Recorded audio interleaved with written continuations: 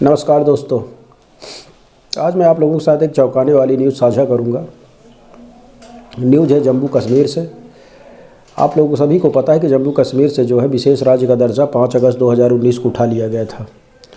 उसके बाद उसके लगभग 2 महीने बाद 31 अक्टूबर 2019 को एक एक्ट पारित किया गया, जम्मू कश्मीर रीऑर्गेनाइजेशन एक्ट। इसके तहत जो जम्मू कश्मीर राज्य था पहले, उसको 2 हिस्सों में तोड़ करके एक को लद्दाख कर दिया गया, यूनियन टेरिटरी केंद्र शासित प्रदेश, और दूसरे को कर दिया जम्मू और कश्मीर के रूप से दूसरा केंद्र शासित प्रदेश बना दिया गया।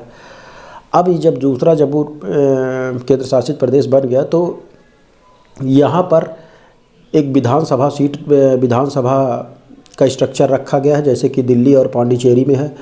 इसमें अब इसके लिए क्या हुआ कि हर विधानसभा के लिए एक डिलिमिटेशन किया गया, परिसीमन किया गया कि किस विधानसभा में कितना इलाका आएगा और कितनी आबादी आएगी। इसको सुझाने के लिए एक परिसीमन आयोग का गठन किया गया। इस परिसीमन आयोग की अध्यक्षता 3 सदस्यीय परिसीमन आयोग की अध्यक्षता जो है सुप्रीम कोर्ट के रिटायर्ड जस्टिस रंजना प्रकाश देसाई के नेतृत्व द्वारा को सौंपी गई। उस आयोग ने अपनी रिपोर्ट अभी हाल ही में सौंपी है। इसके थ्रू अब क्या हुआ है कि पहले जम्मू और कश्मीर में 87 सीटें थी, तो लद्दाख के कट जाने के बाद से वहाँ पर 83 सीटें थी, 4 सीटें कम हो गई थी।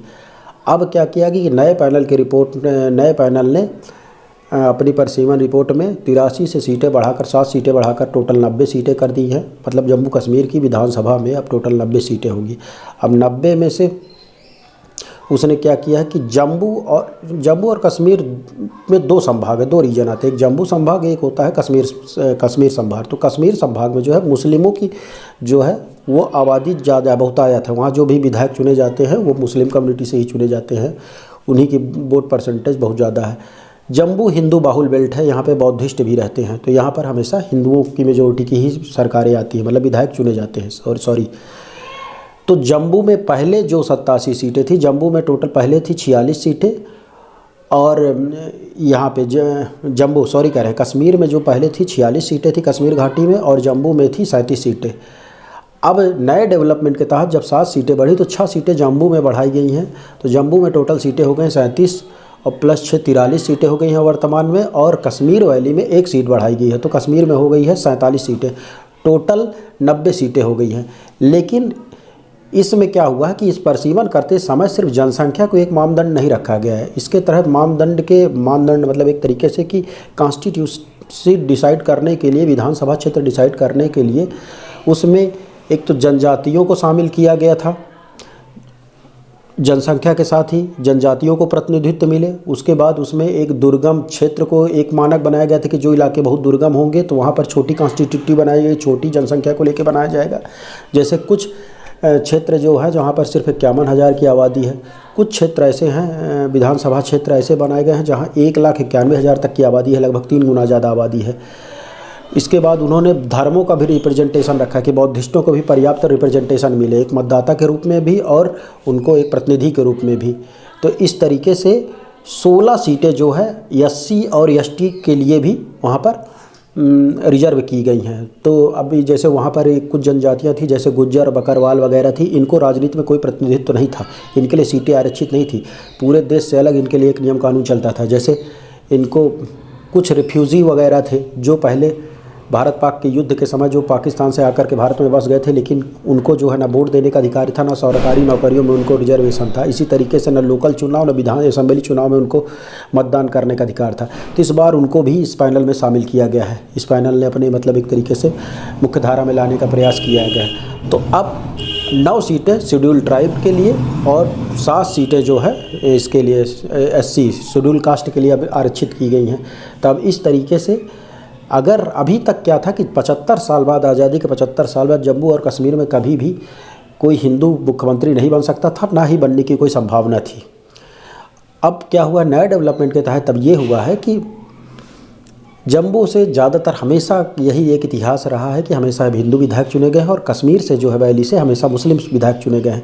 तो अगर जम्मू के 43 सीटें जो है वर्तमान में हैं, अगर वहाँ से सभी हिंदू विधायक आते हैं, 16 SC और ST के लिए जो सीटें रिजर्व की गई हैं, टोटल 59 सीटें हो जाती हैं। ये भी SC और ST ही हिंदुओं का ही अंग माने जाते हैं। तो इस तरीके से टोटल 59 सीटें जो है पर हिंदुओं का प्रतिनिधित्व हो सकता है। मैं ये नहीं कह रहा हूँ कि होगा ही होगा, लेकिन होने की एक अच्छी खासी संभावना है। और 90 सदस्यीय जो केंद्र शासित विधानसभा है जम्मू कश्मीर की, वहाँ पर 46 मेजोरिटी के लिए चाहिए, तो यहाँ पर 59 हो रहे हैं। तो कहीं ना कहीं अगर एक हिंदू मुख्यमंत्री बनेगा तो वहाँ पर जो अल्पसंख्यकों का अभी तक बड़े स्तर पर शोषण होता था, जो उनको वहाँ से मारकर भगाया गया या वो वहाँ पे अपने आप को हीन भावना से ग्रसित समझते थे, उनको प्रॉपर प्रतिनिधित्व नहीं मिलता था, उनकी आवाज़ उठने वाली नहीं थी। तो अब कहीं ना कहीं अगर एक हिंदू मुख्यमंत्री बनेगा तो उनके खिलाफ ये अन्याय कहीं ना कहीं हम ये उम्मीद कर सकते हैं कि कम होने की संभावना है।